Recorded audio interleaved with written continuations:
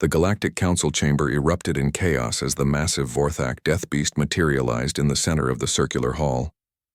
Its obsidian scales gleamed under the artificial lighting, and its 4 crimson eyes swept across the assembled delegates with predatory hunger. Standing nearly 4 meters tall on its hind legs, the creature was a nightmare-given flesh, rows of serrated teeth, claws that could tear through starship hulls, and a roar that had been known to shatter reinforced glass from a kilometer away. Ambassador Zethka of the Prelian Federation scrambled backward, his chitinous exoskeleton clicking against his chair. The Aquarian delegates' tentacles writhed in terror, while the crystalline Zephyrians' bodies began to resonate with high-pitched fear frequencies. Emergency barriers flickered to life around the viewing galleries as panic spread through the thousands of spectators. Security breach. Code Omega. The station's AI blared across all channels. All delegates evacuate immediately. In the midst of this pandemonium, one figure remained perfectly still. Commander Sarah Chen of Earth's Diplomatic Corps sat calmly in her designated seat, her dark eyes studying the death beast with what could only be described as mild curiosity. Her hands rested peacefully on the armrests of her chair, and her breathing remained steady and controlled. The Vorthak's massive head swiveled toward her, drawn by her unnatural stillness in a sea of fleeing aliens.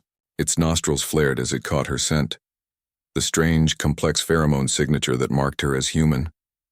A low growl rumbled from deep within its throat, a sound that had preceded the deaths of countless beings across the galaxy. Chen tilted her head slightly as if considering an interesting puzzle. The beast took a thunderous step toward her, its claws gouging deep furrows in the polished floor. Ancient instincts older than civilization itself screamed warnings in its primitive brain, but bloodlust overrode caution. It had been summoned here by the Separatist faction to demonstrate why humanity should not be granted membership in the Galactic Council. What better way than to watch their representative become a meal? The Vorthak reared back on its hind legs and unleashed a roar that shook the very foundations of the space station. The sound was primal terror given voice, a noise that bypassed rational thought and spoke directly to the most primitive survival centers of the brain. Several delegates collapsed from the sonic assault alone. Commander Chen simply raised her right hand. The effect was instantaneous and absolute. The death beast's roar cut off mid-note, and its massive bulk crashed to the floor with a resounding thud, its 4 eyes fixed on the human's outstretched palm, with an expression that could only be described as guilty submission. The creature's tail, which moments before had been lashing with murderous intent, now tucked beneath its body. Its head lowered until its snout nearly touched the floor. The chamber fell into stunned silence. "Good boy," Chen said quietly, her voice carrying clearly in the sudden stillness. The Vorthak's tail gave a tentative wag. Ambassador Krell of the Hegemony War Council was the first to find his voice. "Impossible," he breathed, his 3 hearts beating so rapidly they threatened to burst. Nothing commands a Vorthak. They are pure aggression, engineered for killing. They have no higher brain functions, no capacity for learning. Chen interrupted gently, still keeping her hand raised. "For recognizing pack hierarchy? For understanding consequences?" She smiled, and there was something in that expression that made several nearby delegates take an involuntary step backward. "You clearly haven't done your homework on Earth's ecosystem, Ambassador." Dr. Yilmaz, the station's xenobiologist, pushed through the crowd of security personnel now flooding the chamber. His scanner was beeping frantically as he aimed it at both the human and the subdued death beast. "The pheromone readings," he whispered in amazement. "Commander, what exactly are you doing?" Chen's smile widened slightly. "Every social species develops ways of establishing dominance without constant violence. It's inefficient otherwise. Humans just happen to be very, very good at it." She paused, studying the readings on the doctor's scanner. "We spent thousands of years learning to communicate authority to creatures that could easily kill us. Wolves, bears, great cats, even our domesticated animals retain those instincts."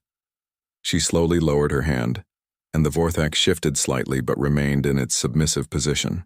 "The Vorthak isn't just a killing machine," she continued, addressing the chamber at large. "It's a pack predator. Every pack predator understands hierarchy, understands the difference between a leader and prey." Her eyes swept across the assembled delegates. "The question is, what signals are you sending?" Ambassador Zethka had recovered enough to speak, though his voice still trembled. "But how did you know? How could you possibly risk—" "Because humans have been reading predators since before we had written language," Chen replied simply. We know the signs. The approach pattern, the breathing, the way it held its head.